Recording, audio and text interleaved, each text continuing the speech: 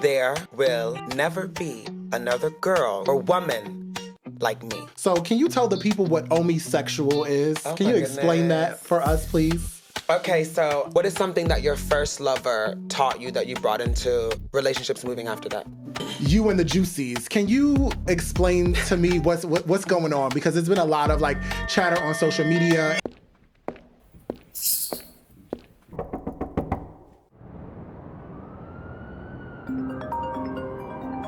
You are now watching Two Perspectives. One shade.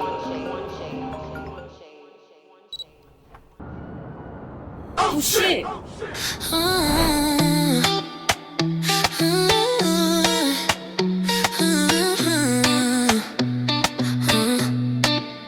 Two voices collide, one shade of sound. They spin the world, they break it down. Two perspectives, one shade, one glow. They see it all, they let it show. From heartbreak lows to career highs, this is the truth, no disguise. All right, guys, welcome back to our channel. Drum roll, please. Okay, so this episode is going to be about someone special. I personally haven't met her, but Day has told me some things about this person. So I'm going to actually introduce the episode, which is the Fullness of Nyomi. Yes. This is my girl. This is not just a client of mine. I met her through doing her makeup, but we've built such a great bond and just a respect for one another. So I wanted to say I'm so proud of all that you're doing. Just continue to be yourself. It is received to who it's supposed to be received to. That's all I want to say. I've seen so many different things on the internet the past couple of days with, situations. Yeah. And I just, it's ballroom. Right. And the thing about it is you're not only ballroom, you're so much more. So and it's life. It prepares me for life in a certain way. Correct. Too. And I think that's what people don't understand about ballroom is it prepares you. Like if you can make it through ballroom, the real world is a piece of cake because the community, you know how the community is. They're very tough. Right. So yeah. Yeah, I can't wait till we kind of dive in because I did a little research and I think we have something in common. Well, I know we have something in common, so I'm excited to talk about it because they talks a lot of trash about this particular thing. But yeah, so we're gonna start off with a prayer first. Okay. All right. All right. Take it away, Deacon. All right. Not Deacon. Dear God, thank you for bringing us here today. Thank you for allowing us to make it here safely. I pray that you please guide our words. I pray that you please guide our steps as we not only are in this moment, but once we leave this podcast for the day. I pray that you also continue to guide us mentally, physically, financially, and most importantly, spiritually. In Jesus' name we pray. Amen. Amen. Amen. Okay. Right. So my segment is Let's Chat, no GPT. I came up with that, clearly. So tell us about yourself, Omi. Oh my goodness, there's so much to say. Layers. I am a Southern belle living in New York City, which means that I'm just built a little bit different, even though people think I'm from here, which I think is a compliment. Yeah. Because it takes a lot to make it here, right? If you'd say that I've made it or am making it. You are in the process. In process. I'm an actress, writer, director, mother. Okay. I do a lot. I'm just a well-rounded artist, and I just feel as though I'm passionate about telling stories. Nice. Not making art terrifies me. Okay. That's a small way to put it. I love that. So we can get into it. I love that. I love the fact that she's a Southern belle. This is the research that I did. So I read that you're from South Carolina. Yes. Oh yeah. So we actually live in Charlotte, North Carolina. Really? Yes. You live in Charlotte now? Uh-huh. Oh my God. Yeah. You traveled? Yeah. Wow. Yep. Oh, you carried. Oh my God. So I'm originally from Alabama, Mobile, Alabama. And I pretty much have been raised in Maryland since I was about 3 or 4. That's when my mom got married to my stepfather. So we pretty much have bounced around from different cities in Maryland, but my family still lives in Alabama. So when I met Thomas, he actually has a family in Charlotte, and we went out there for a wedding, and we went out there 2 or 3 other times for a couple of different things. And every time I was like, there's no culture shock. There's no true difference from living in the DMV versus Charlotte. Well, actually, there is now that I actually live there, but it wasn't too much for me to feel like it was going to be too much moving there. Right. Yeah. So when we moved there, I was like, I actually love this because it's like in between from Mobile, Alabama, and just living in the DMV, which is kind of like more north. So it's kind of in a way similar to New York, but just not as much. So I love that you're a Southern Belle living in this area because it just represents a piece of me in a way. And it really warms my heart because they be talking mad stuff about coming to Charlotte because he feels like there's nothing to do out there. I feel like it is a different comfort living in the South. Like there are things about me, like if I wasn't an artist, I don't know if I would live in New York. I just think being an artist, New York is like the place to be, or even like on the West Coast. Yeah. But I do now at this age, like while being 27 and being away from home for so many years, I crave that slowness because with that slowness, I think people are way more present, way more kind. Yeah. And in New York, people aren't as present all the time. Everybody's on go, go, go, go, go. So, yeah, I like it too because I went to college in North Carolina. I read that too. Winston-Salem, which was really slow. Yeah. But I think it just was grounding though. Like the South is grounding for me. It is. It like actually living there, I feel like we're able to... So living there and then still being able to work here in New York, but also in the DMV, we're able to take a step back sometimes and just really like, okay, like woosah. Like that was a lot. Like right now we're on a run, but when we go back home, like we're back to our routines or back to our like, regular scheduled programming. So I really love that. Me too. Yeah. Me too. It's a peace of mind for sure. I don't have any shade about North Carolina. The thing about it is I am a Brooklyn boy through and through. Yeah. So going anywhere that is slower pace for me just doesn't make sense for me. Like you've had everything at arm's reach. Yeah. You had the deli growing up. That's how people say they leave New York or like anywhere like the city to go to college in a slower pace. Yeah. I realized in my freshman year so many people could not do it. Because like it is a lot to like have everything and then slow your life down. My son just graduated from Virginia, like a college in Virginia, and I was like, you made it through 4 years of like sacrifice. Yeah. Like in addition to being a student, you sacrificed accessibility, your family, literally having everything that you've ever wanted in one spot. Yeah. So sorry. No, you're good. I agree. I can't do it. Like I went to school in Springfield College in Massachusetts, and that was like a complete culture shock for me because I was like one of like 8 black people. Right. You know what I mean? And everything was just slow. Like, and I had a full ride to school, but I was like, I can't do this. My mom was just like, well, I don't have money to pay for you to go to school. I said, we need to figure it out because I can't stay here. Right. And it just was, I didn't feel comfortable coming from Brooklyn and, being able to see myself in so many different people and then going to school so far away from home. Yeah. Every second I was in New York City. Yeah. You know what I mean? So I don't want to say that I don't like North Carolina, but just anything other than New York for me is just like. We got to get you to taste Charlotte. I told you I'm coming to see my nephew because you didn't bring him this time. I didn't. And I don't want him to forget me. Her son just turned 1. And I did not get to see him for his birthday because I wasn't invited to the family function. But we'll talk about that another time. Oh, my gosh. Anyway. That's next episode. Right. Ooh, child, we can talk about it now. But anyway, I wasn't invited. But I just don't, I think, like babies, this is a very important age for them. They grow attachments to people. They fall in love with people that care about them and things of that nature. So I just don't want to be forgotten, especially since I don't live where he lives at. So I just, I want to see him. But I said that I will come down in July after I finish with Cats and go down there to see him. Yeah. Charlotte, for the record, it's still up and coming, but it's so many things to do.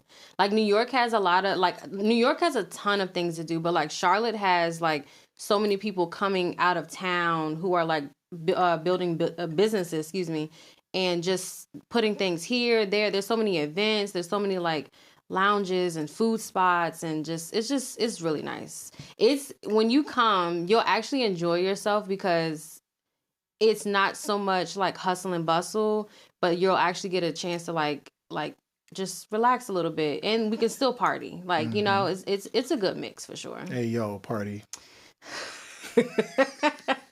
Please. You can't say that in New York, child. Them apps are going off when you use that word. Oh, you're a key. All right, so we're going to move on to my next question. It's not on here, but I want to be a little spicy. So can you tell the people what Omisexual is? Can you explain that for us, please? Okay, so I think naturally I am meant to be loved in multitudes, which isn't to say I won't have one partner and be monogamous. I definitely think those are true.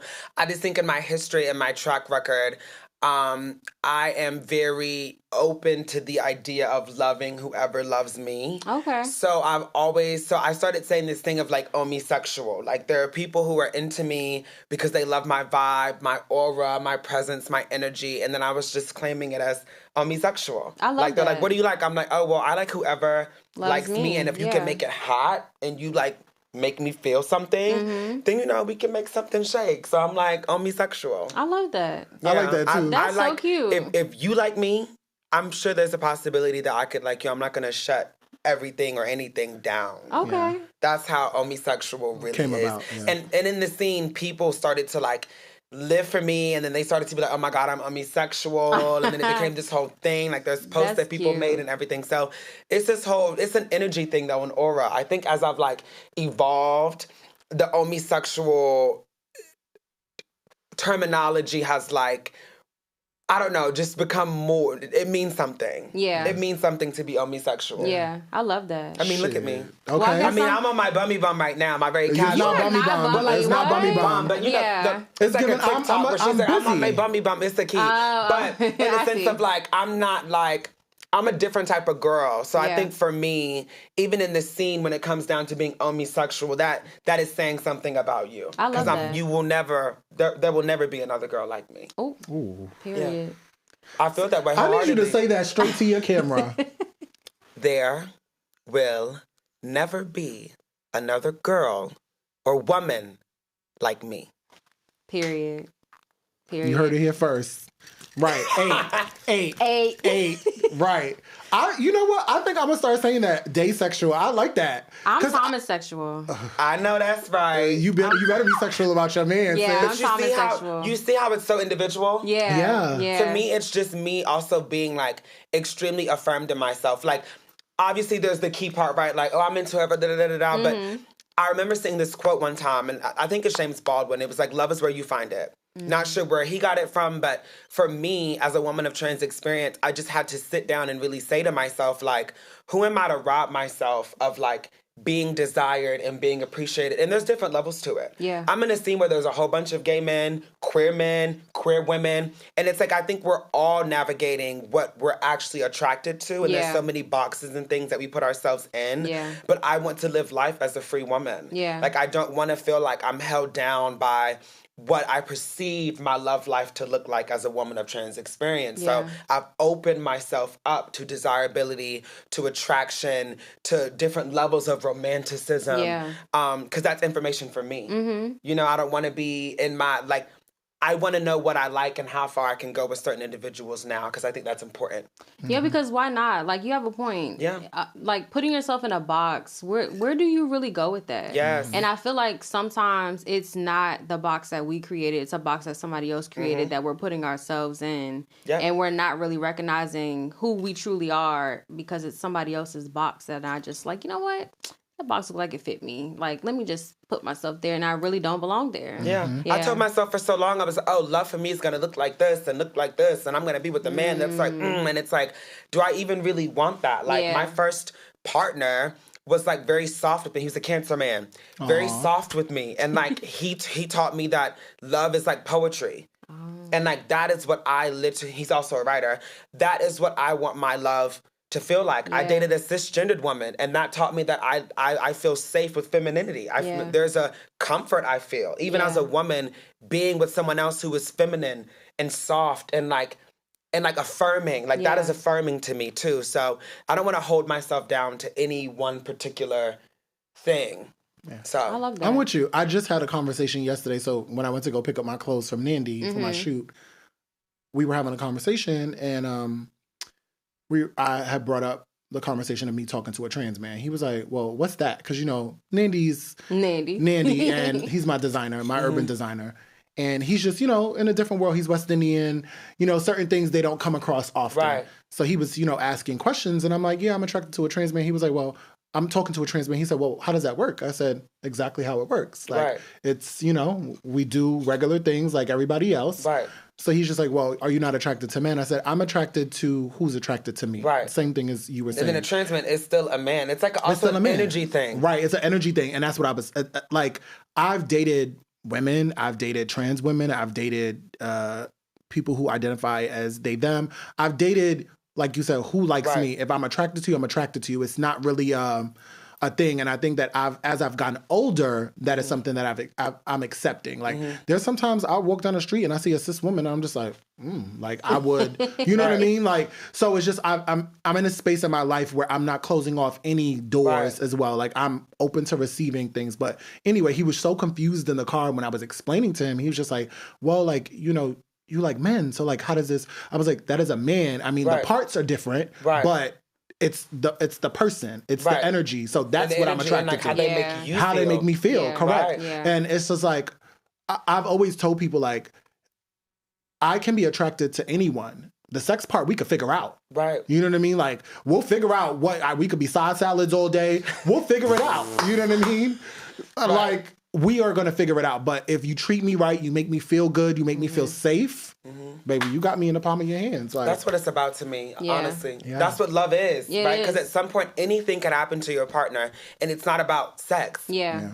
It's like it's about, like, I don't know, there's just different levels to the romanticism of, like, how far you can go with any individual, and I think that's all useful information if you want to know that information. Some people are like, no, I'm pretty sure I know. Yeah. It's the people who are curious or the people who don't give people space to be curious. There's so many people who shame and judge, which doesn't end up helping the queer community at all, or even people who aren't in the queer community. Yeah. There's so many times where people feel shame about being desired, like, or like being attracted to certain things, and like their homeboys or their homegirl be like, well, girl, you this, and then they like, oh, never mind, it's not cool to do that, or, oh, let me not, and it's like, you know, that doesn't help anybody. I feel like, go ahead. I was going to say, I feel like nowadays, because everything is so accessible, it just makes people so judgmental, and we're really not supposed to be judging each other like that. Like, just naturally, like, that's God's job. That's not our job. Like, I feel like if that's what makes you happy,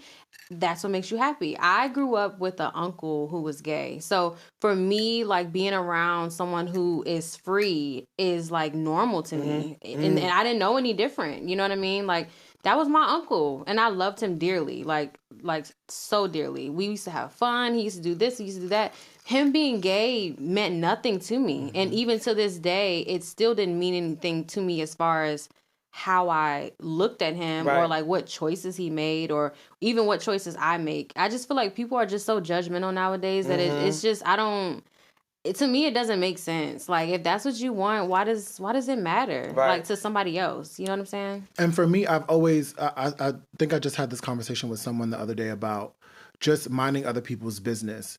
You got shit, piss, all this stuff going on in your backyard, but you worried about somebody else's front yard. Yeah. Worry about what you got going on and stop worrying about other people. Like, we were put on this earth to live. And to love. And in full capacity. Yep. So now if you decide that you just want to do this, that's your business. But don't yuck somebody else's yum because they decided to do that. Yucky you know? Yum. And also too, like, I don't even want to use the word decide. Yeah. You cannot help who you are attracted to. And that's one of the things that, like, growing up, having that conversation with my dad, I've had that conversation with my dad a couple of times when, you know, he just was confused about my sexuality and who I was attracted to. I said, my mom knew from 2 years old that I was a gay child. Like, she knew. My dad, you know, being West Indian, being black, growing up Caribbean, it's like, oh my God, what the hell? Are you crazy? And I had to explain to him on my like 30th birthday that this is not a choice. Yeah. If I woke up, would I wake up and be like, I want to be gay and black? Yeah. Growing up in the 90s in Brooklyn, no, that's not a choice that I would make. Right. It's who I am. I can't fight. I can't help what I was born to be. I don't think things just happen by chance. I think that your story is already written for you. You just live it out. Yeah. You know? That's my mentality with that type of stuff. So. Yeah. I agree. I just feel like we be too much in each other's business. That part. We do. Mind your fucking business. Yeah, mind your business. God your damn. business don't have, 9 times out of 10, don't have nothing to do with me. And it doesn't even, it has no relation. It won't affect me. It doesn't, like, just mind your business. I'm not fucking you. I'm not feeding you. Or I'm not financing you. And if you are, then you're a part of my business. Yeah, then you are my business, okay? Right. No right. Right. If you doing F, there's a truth. If you doing any of those, right. then we can have a conversation. Exactly. But until then, mind your business. mind your business. Mind your business. So my next question for you, Omi, is what did it mean to you to become the first Black transgender woman to graduate with a BFA from University of North Carolina of Arts and Acting School?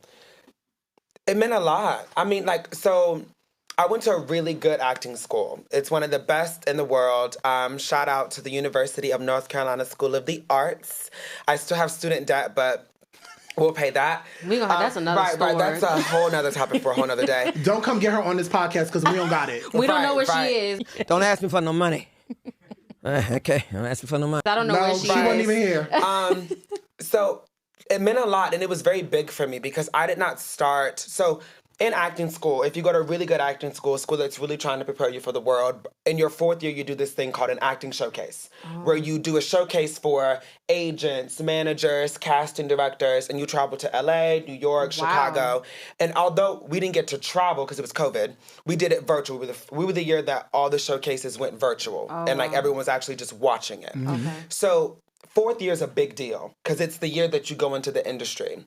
I'd been curious about myself, probably starting freshman year, then going into sophomore year and junior year. And I was like socially transitioning, but I didn't start medically transitioning until my senior year. And I finessed it because I was like, hey, well, I'm going to move to New York anyway. It's COVID. You can just send my medication to North Carolina. Oh, nice. And they did, right? So saying all that, it was in my 4th year that I actually medically started my transition, which if it's the year that you're presenting to agents and managers, it can be very stressful. So for me, it meant a lot to like not limit myself and not hold myself back and play it safe and be what's digestible for the industry and then say, oh, I'm holding on to this secret, but I'm not going to tell anyone because if I tell anyone, then there's going to be no jobs, no opportunities, no visibility. And I don't know what's going to happen if I don't know if there's going to be anything after Pose at all. So let me just limit myself and play small. I decided to be unapologetically myself and say to these agents and managers that I am medically transitioning. I am a trans woman. I'm going to change. Who you see now is not who you'll see in a few months, next week, even if you know how medication works, it just a whole bunch changes. So it meant a lot to be the first to graduate and say I am a woman of trans experience and I'm learning how to navigate life in these shoes. I will shout out to Desi Bing, who is also a Black trans woman who graduated from the school. We both had different journeys at different times. Okay. So you were a senior? Yeah, she had already graduated. Oh, okay. She had, I assumed, Gotcha. had her shift and her realization later on. I won't speak for her, but I do want to honor her and say her name because there's a world in which after I graduated, I discovered who she was and I'm like, and then we connected in a very interesting way and kind of grown at the same time, just at different places. But it means a lot. I mean, I think there are so many acting programs who should be intentionally trying to find talent that will penetrate our industry now. Yeah. I have so many things about that, but I love that. It feels good. It feels important. I didn't know that I was even a mother in college until people hit me up now and they're like, I remember coming over to your house and the way you cared about us and we were just auditioning, the way you poured into us in our freshman year, the way you just came around and made yourself accessible. I didn't even realize that I was Blanca before I even knew there was a Blanca. Yeah. You know what I mean? Yeah, I definitely do. And I want to say to you, keep mothering the way that you mother. I think that in ballroom spaces, there is a shortage in that. I think there's a shift in ballroom, and I think that people like yourself are the change that ballroom needs to see. It's not about just being trophy mothers and, oh, I look fab, I just got my facial fam, I just got my body done. All right, I'll see y'all kids later. You know what I mean? there are people that you need to raise. You know what I mean? The ballroom community was like made on femme queens' backs. So without you guys, there is no ballroom. So I just want to preface that. Just keep doing the things that you're doing in ballroom. And I'm about to get into a messy question real quick about you and the Juicies. Can you explain to me what's going on? Because there's been a lot of like chatter on social media, and I love the Juicies. I used to be a Juicy before I left the Kiki scene, and I know that you used to be a Juicy, and then you left, and you're Unbother Cartier now, doing your thing, and all of the things. And I also actually used to be an Unbother Cartier. Courtney snatched me from there, and then I went over to Juicy, and then I left the scene completely. So just explain to us, because Jasmine is not familiar or privy to a lot of things that go on in ballroom, because she lives a different life than you and I do. I was going to ask what is ballroom, but we can talk about that another time. we could break that down in a second, but I want to get into this question because, like I said, I just think that ballroom is a space that teaches you so many different things. It teaches you so many life skills that people don't learn otherwise, especially people in the community. If they were to like live their stealth lives and, walk around like, I don't want to say normal, but live a stealth lifestyle. Yeah. There's certain things that they wouldn't learn, and I feel like ballroom teaches them that. So, take it away, Miss Omi. I'll say this because there might be more people who don't get it, but treat it as if like I worked for a company and it was the first company I worked for. Okay. I grew in that company and then I left and I took a position in another company. Okay. Does that make sense? Yeah. So like now I'm going to get into the story, but that is kind of the spine of it. I left one agency, went to another, and elevated. And we all do that. Right, in some form or fashion, right. But when you add the family layer to it, that's when it starts to get tricky. Yeah. So if you know, I was birthed a Juicy Couture. Essentially, I'd moved to New York City. I saw this beautiful woman named Gia Love, tall, dark skin, gorgeous body, and she just pumps into this bar. And I'm new to New York. I'm a kitten. So I just got here. I'm happy to be here. I just left North Carolina. I'm like, bitch, I finally get to be outside. I get to just do whatever, right? So I was outside late. Then I'd known of Gia for context because she was in this documentary called Kiki. Yes, so I did not really know what the Kiki scene was. My familiarity with ballroom really was old school femme queens or like my house. So I knew the Mugleras. Like I wanted to be a Mugler. Okay. So I knew nothing about the Kiki scene, really. I didn't even know how fab Juicy was, which also is like makes my story so different. I never joined anything for clout or energy or hype. I stepped into it. So in walks G, I see her. I'm like, she's gorgeous. I'm like, I know who that is. And then I come up to her tipsy. I'm like, I want to be in ballroom. She goes, I'm Queen Mother Juicy. She was like, oh, you know, like, if you know Gia, she's probably like taken aback a little bit. Like, who is this little girl like coming up to me like saying she want a Vogue? And why are you saying you want a Vogue? So she was like, I'm Queen Mother Juicy, Vogue for me. And then, which is a very juicy thing to do. Like, Vogue, let me see it. You telling me you want to do it? Right, do it. So then me, young, fresh, go right into my duck walk. Boom. I just start voguing. Tipsy, free, the feeling you get when you just don't care and you're new. So you have nothing to prove. And I tell people this all the time. You have nothing to prove and everything to share. I had nothing to prove in that moment. I just had to share with her what I've been working on in my room or like in North Carolina for months. Yeah. So she was, oh, it's fab. Like, your duck walk gives Mika, very old school femme queen. It's a Juicy practice on Thursday and a ball at the end of the month. This was when New York was just opening up. So this was the first Kiki ball that was post everything being locked down, right? So it was going to be the hottest Kiki ball. And like kind of really starting the summer, it felt as though. So I went to practice that Thursday. Ate it. I was new. This is a new girl, young femme queen. And like also for me, being new and wearing my afro and being just new and like comfortable with where I was very unfamiliar. I think a lot of times in ballroom, people come in and they were like, I need to get lash extensions, I need to put on a wig, I need to have these clothes on, and that is what makes me a woman. That is what makes me a girl. I disagree. I think what makes you a girl is knowing that you're a girl and knowing that no matter what you have on and what you add to yourself in your core, you feel feminine. You feel like I am it's a spiritual thing, but it's also a deeply personal thing. I knew it wasn't what was on me, it was what's in me that mattered. But that was unfamiliar. So they were all like, okay, da-da-da-da-da. Long story short, I ended up joining the house, debuting. I ended up leaving, coming back, getting Princess, leaving again, and then I ended up joining Unbothered.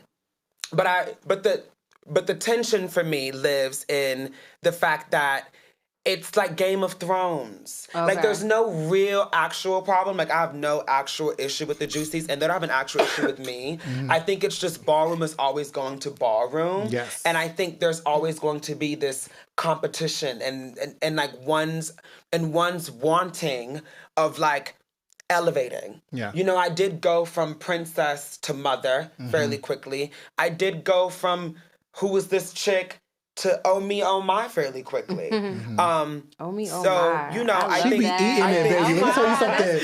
I think, I meant a brand. You know? Yes. But no, yeah, so that's really what it is with Juicy, and I can fully understand it. Like, this is a house that protected me. I don't think I'll always give Juicy their flowers. I don't think I could have been in any other house, any other company, right?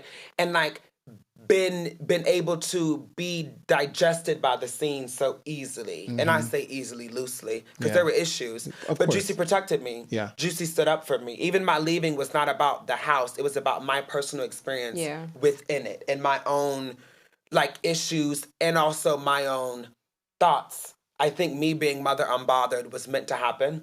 I think I was a princess, but I was really a mother.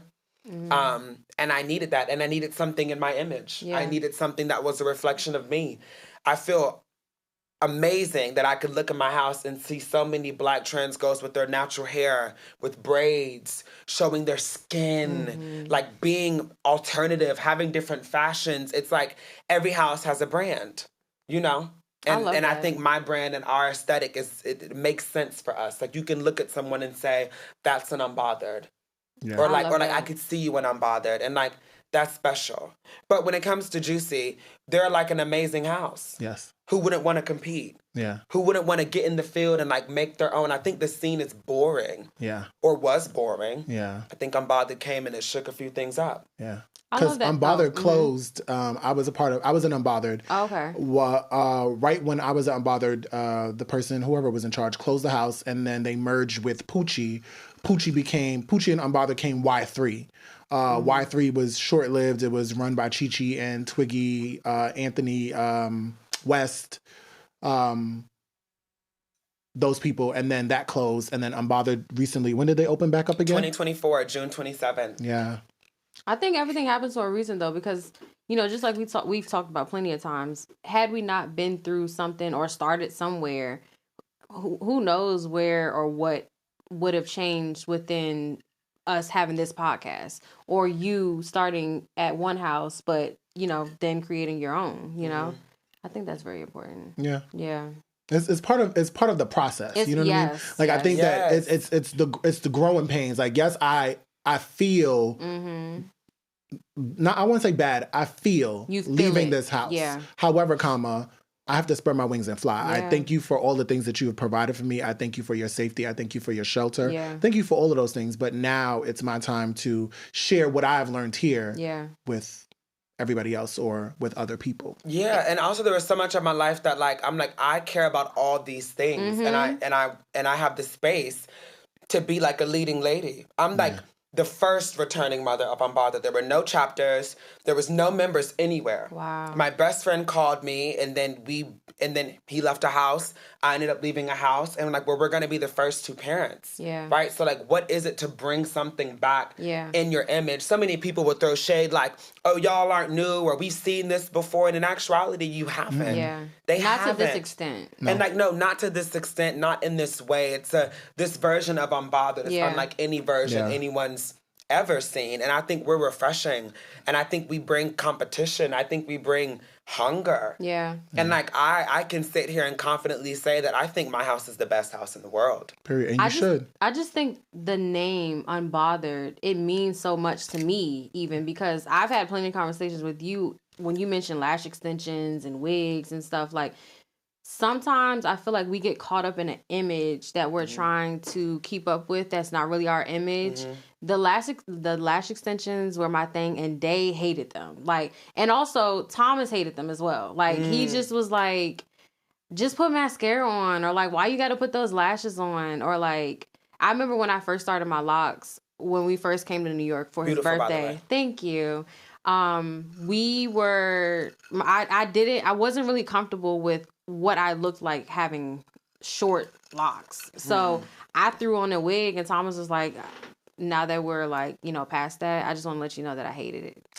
You know what I mean? And to me, I thought I was like trying to look a certain way, and really I was looking crazy, So pointing out like that your house is more focused on being unbothered, whether it means like behind the name, but also just like being yourself, having your own natural hair, natural face, lashes. I really, really resonate with that. Because sometimes I look at all of the different styles that are being done, and I'm like, oh man, I could just comb my hair out and like do that. But no, locks are me.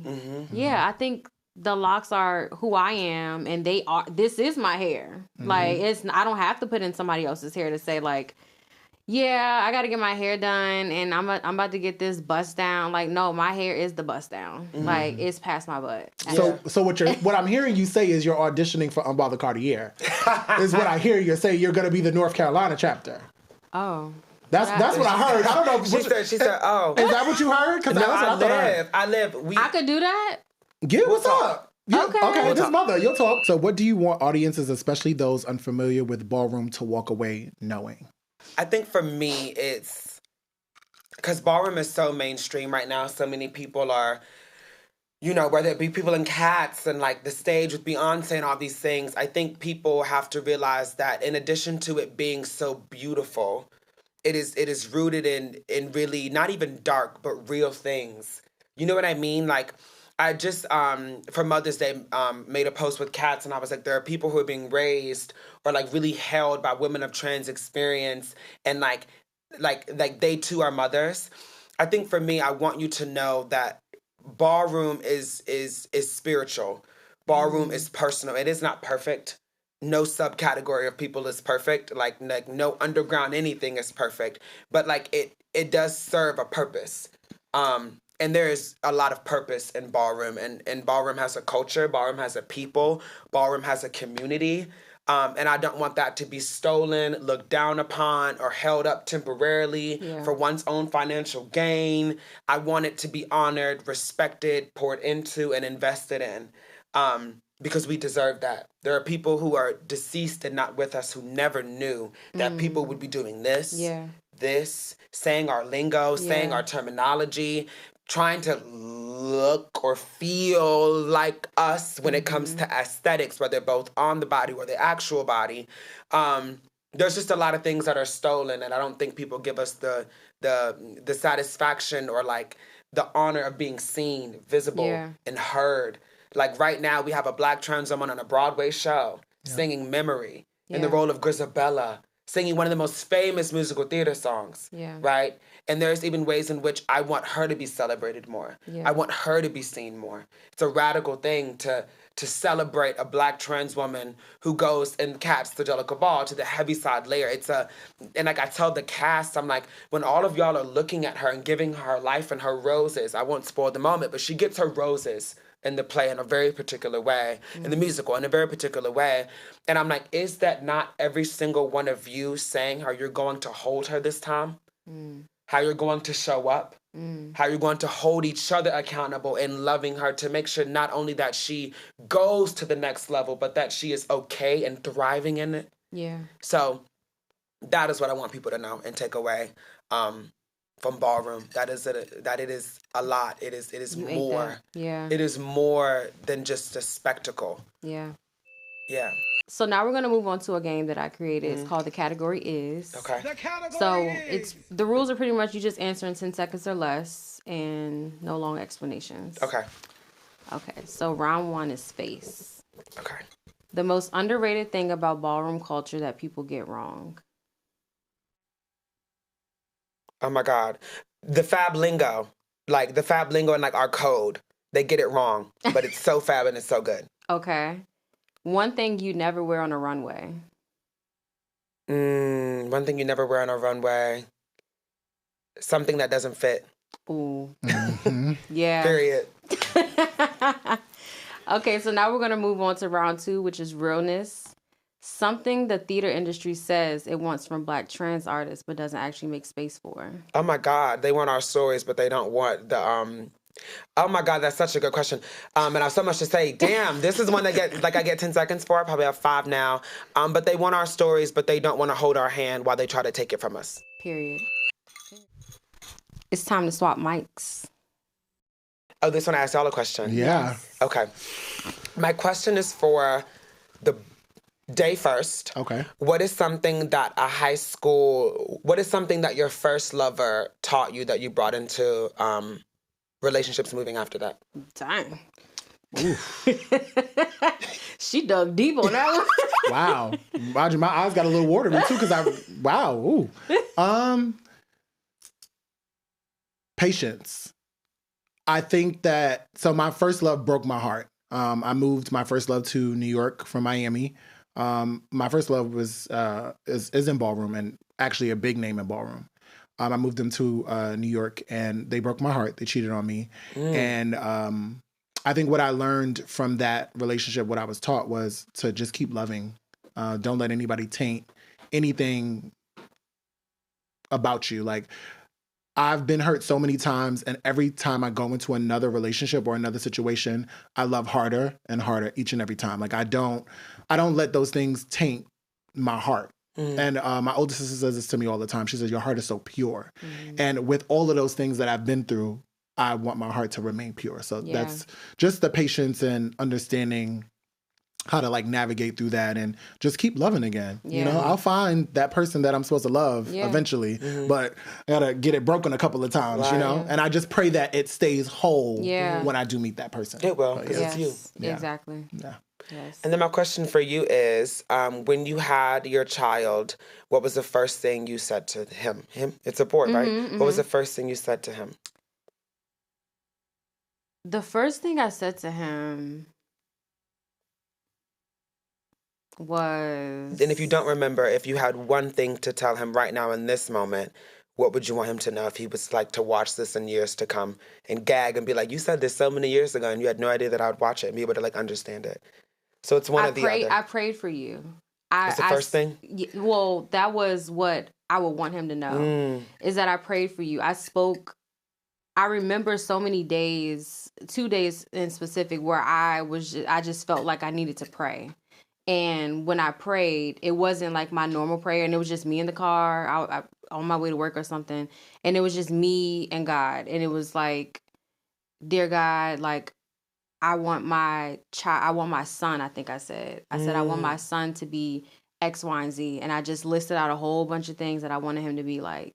And I was like, I want him to be like this, and I want him to be like that. Nothing about his, like, physical appearance or anything like that, but I know how I am, and I know how my husband is, and I know how our families are, and I wanted him to be a piece of that, to be that we can leave as a legacy in this world. So it was really important for him to have, like, that very Jazz and Thomas, like, piece of us, and to be able to walk this world with pieces of us that we know that he will carry on. So yeah, I would want him to know that I spoke life around him and about him. Yeah. That's so beautiful. Thank you. Yeah. Thank you. And happy belated Mother's Day. I didn't know you then. Happy belated Mother's Day to you too, girl. Period. Shh. The library's open. That was a day. I got my sticker on mine. Girl, put the damn glasses on and let's get the show on the road. Okay. Oh my goodness, I wonder how I look. You look cute. You look great, actually. Look at you. Thanks. It's giving Foxy Cleopatra. She's a whole lot of woman. They're a little tinted so they look nice. Right.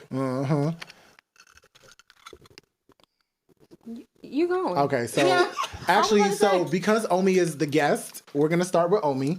So, as I said before, you have 60 seconds. Let's work. To just get it all off my chest. Get it off. Let it off.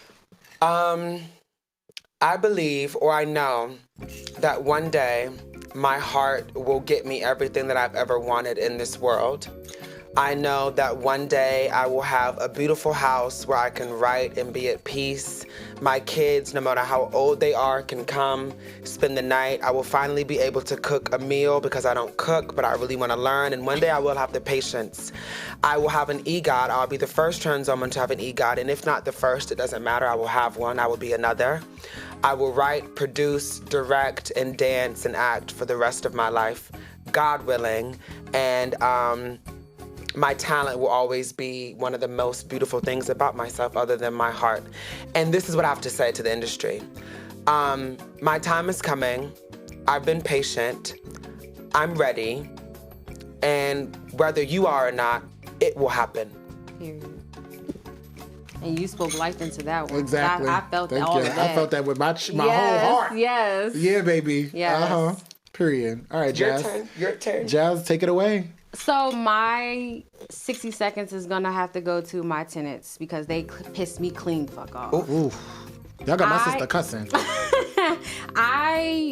The fact that me and my husband have done so much or just have like such big hearts that we opened up our first home that we got married in and that we just got on our own to a family, and actually their daughter's name is the same as mine, but to a family that really needed a home, and they left us pretty much with a day's notice and try not to say anything.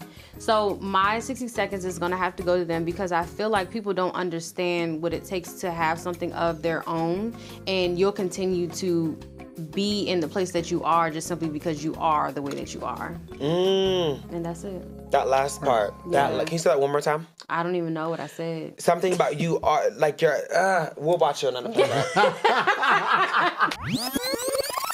You'll continue to be in the place that you are just simply because you are the way that you are. But you carry. That's so true in so many ways. Yeah. Yep. So my 60 seconds is going to go to, is dedicated to these internet bullies. Stay out of people's comments with your negativity. If you don't have anything nice to say, go to a fucking toilet, say it in the toilet, flush it, flip it, spin it, do whatever you have to do. But stay out of these people's comments. Stop trying to bully people. You got your own shit going on in your backyard and you over here talking about somebody's front yard. Yep. Stay out of fucking people's comments. And then your hands don't work in real life, so what are we doing? Ooh. Like, let's make it make sense. It's just like you bullying people online for what exactly? Because if I saw you on the street and I told you to run it, nothing will happen. It's crickets. You not like that. Your body don't move like that. Ooh. No motion. So just stop.